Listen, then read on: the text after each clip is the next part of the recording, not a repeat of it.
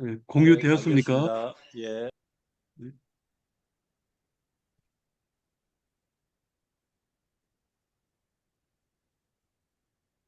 예, 여기가 모압의 수도 길하레셋이고 아래쪽이 연합군이 모여 있는 에돔 광야입니다. 모압 사람들이 아침에 일찍 일어나 보니까 해가 물에 비쳐서 맞은편 물이 붉은 피 같아 보였습니다. 이것은 분명 피인데 연합군이 서로 싸워 서로 죽인 것이라고 생각하게 됩니다. 그래서 모압 사람들이 이제 노력하러 가자 하고 노략물을 거두러 내려옵니다. 그러나 모압 사람들이 연합군 진에 이를 때 이스라엘 연합군이 일어나 모압 사람들을 치고 뒤따라 모압 지경으로 들어가면서 모든 성읍을 쳐서 헐고 모든 샘을 메우고 모든 좋은 나무를 베었으나 수도인 길아레셋만 남게 되었습니다. 여기가 모압의 수도 길하레셋입니다. 길하레셋도 예루살렘처럼 요새이지요. 이스라엘, 유다, 에돔의 연합군이 맹렬하게 수도를 공격하자 모압 왕은 견디기 어려울 것으로 판단하고 특공대 700명을 거느리고 호위망을 뚫고 에돔으로 도망하려 하지만 실패합니다. 호위망을 뚫지 못하자 모압 왕은 왕세자를 데려와 성 위에서 번제를 드립니다. 자기들의 신인 그모스에게 인신 제사를 드리는 범죄를 저지른 것입니다. 이렇게 하자 공격하던 연합군이 크게 격노해서 공격을 멈추고 흩어져 고국으로 돌아가 버립니다. 연합군은 최후 승리의 마지막 헐, 부문에서 무서웠을까? 저 최종 아직도. 목표인 길 아레셋을 포기함으로써 하나님이 지시하신 것을 이행하지 않은 것이 되었습니다. 그리고 모압 왕은 자기의 가장 아끼는 왕세자를 바침으로 자기들의 신인 그모스가 도와준 것으로 생각했을 것입니다. 루브르 박물관에 소장되어 있는 모압 왕 메사의 석비입니다. 이것은 메사가 그모스 신의 도움으로 이스라엘부터 해방된 것을 기념하여 자기들의 신에게 봉헌한 석비로 오므리 왕가와의 전쟁 내용을 34행에 걸쳐 기록하였습니다. 그모스 신은 모압의 국가신으로 모압을 위해 싸우고 승리를 가져다주는 전쟁의 신으로 여겨졌습니다. 이제 무대는 유다로 옮겨서 여호람 왕의 이야기로 이어집니다. 여호람이 아버지 여호사밧에 이어 32세의 왕이 되어 8년 동안 이스라엘을 다스립니다.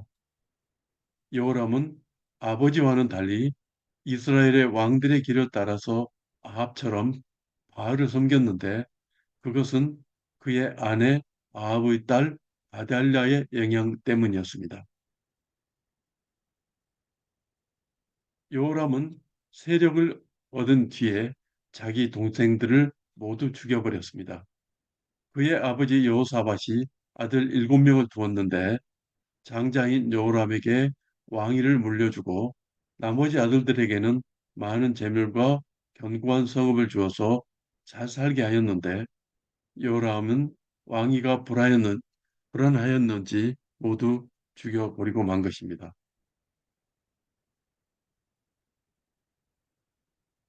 여호람 왕 때 에돔이 유다를 배반하여 자기들의 왕을 세웁니다. 이전까지는 유다 왕이 임명한 섭정 왕이었습니다. 여기가 에돔입니다.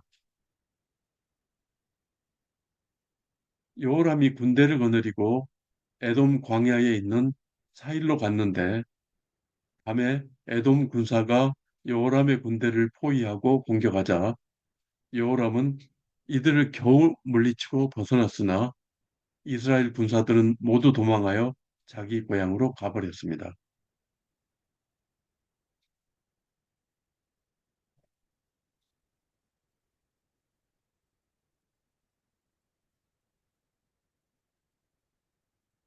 이곳으로 에돔이 유다의 지배를 벗어났고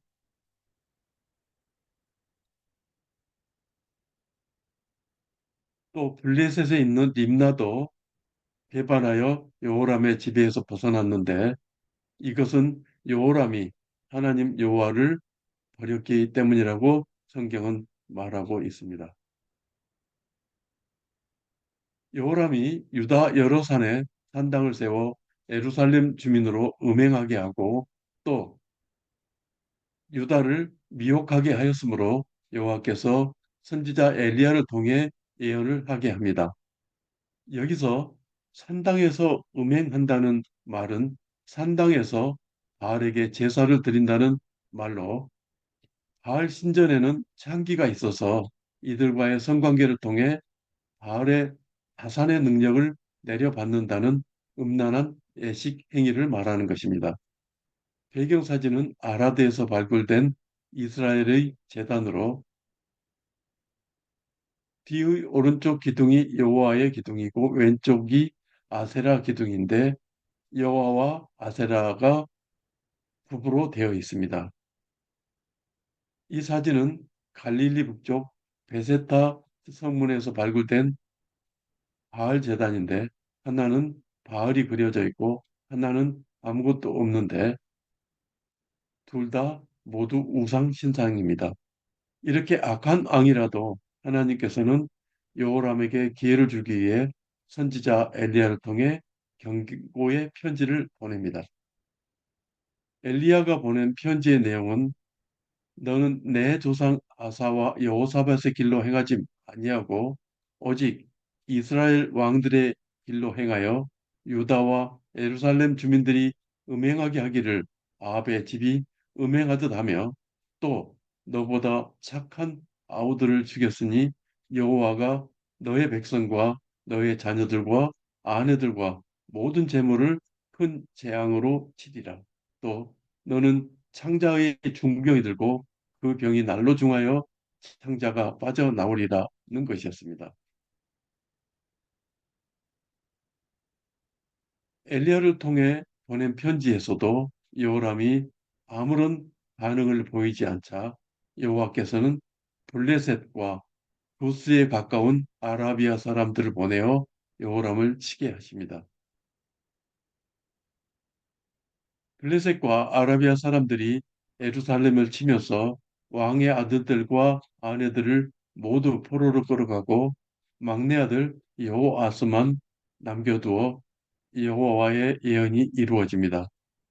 이런 일이 있은 후에도 여호람이 회개를 하지 않자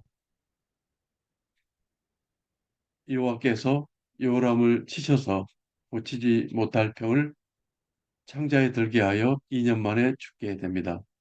여호람이 죽었어도 백성들은 그를 위하여 분향하지 아니하였고 35세의 왕이 되어 8년을 다스렸으나 아끼는 자 없이 세상을 떠났으며 다윗성에는 장사되었으나 열왕의 모실에는 장사하지 아니하였습니다.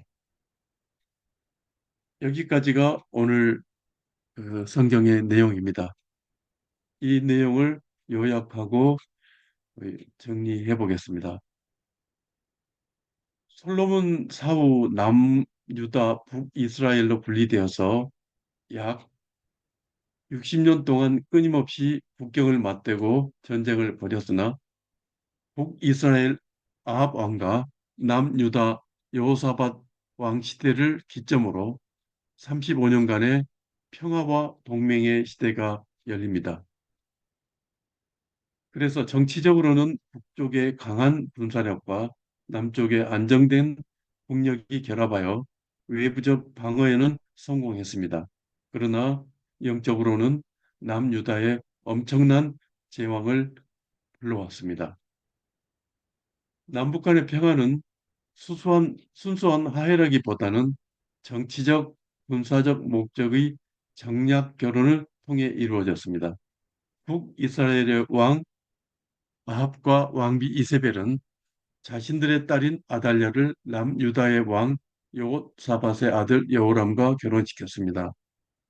남유다의 여호사밧 왕은 신앙적으로는 선한 왕으로 평가받지만 북이스라엘과의 소모적인 전쟁을 끝내고 외적인 아람 등으로부터 공동 대응하기 위해 치명적인 타협을 선택하는 우를 범합니다.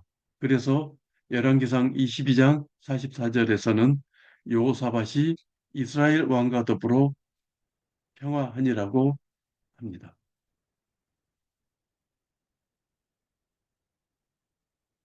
이 남북 그 평화 시대의 주요 사건들을 보면 군사적, 경제적으로 긴밀하게 협력하는 걸 볼 수가 있습니다.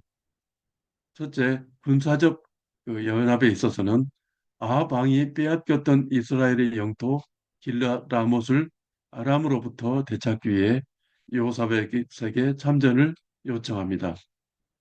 이때 여호사밧은 내 백성이 당신의 백성과 같다며 흔쾌히 동참하면서 하나님의 뜻은 묻지 않았습니다.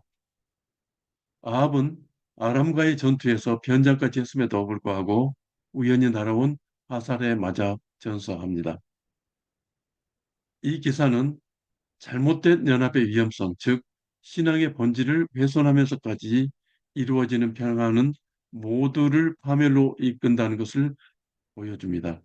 아합은 전장에서 죽음을 맞이했고 여호사밧도 죽을 고비를 넘기며 하나님의 책망을 듣게 됩니다. 왕이 악한 자를 돕고 여호와를 미워하는 자들을 사랑하는 것이 옳으니까 그러므로 여호와께서 진노하심이 왕에게 임하리이다고 선지자 웨유가 책망합니다.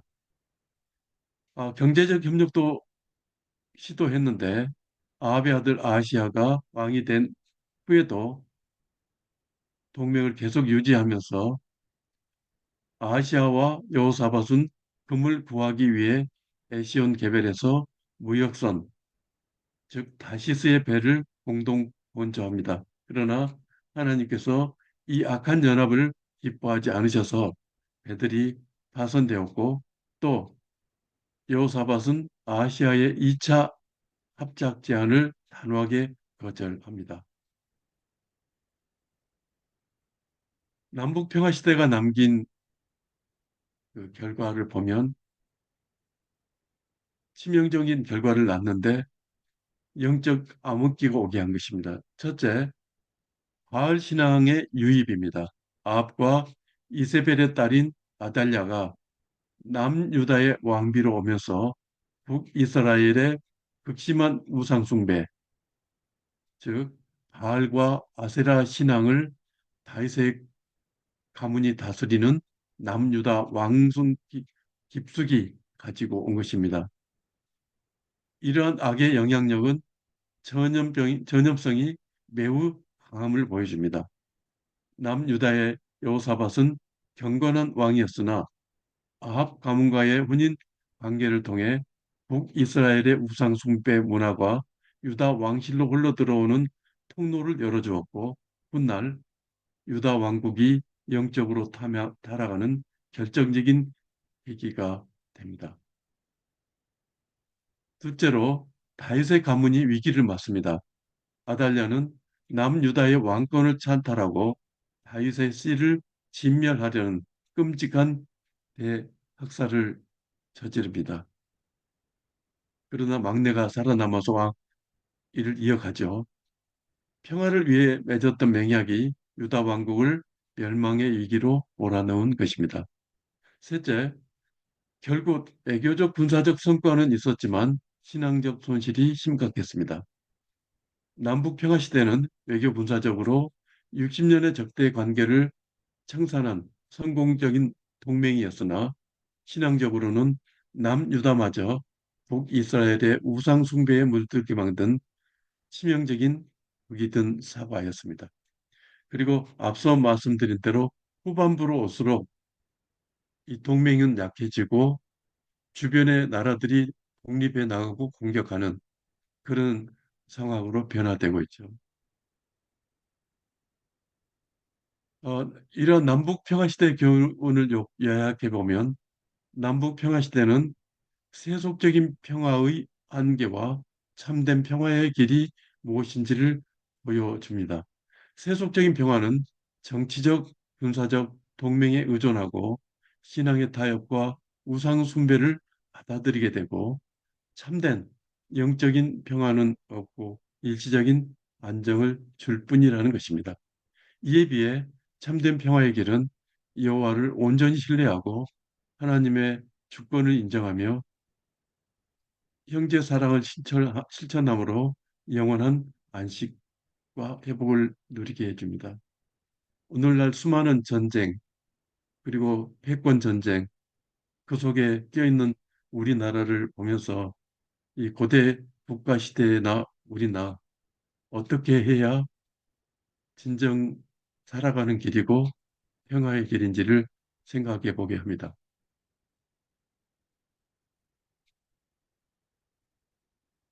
어, 아합 시대의 역사는 우리에게 누구와 손을 잡고 있는가, 위기의 순간에 누구의 음성을 듣는가를 묻고 하나님 없는 평화보다는 하나님 안에서의 거룩한 구별됨이 더 안전하다는 것을 일깨워 줍니다.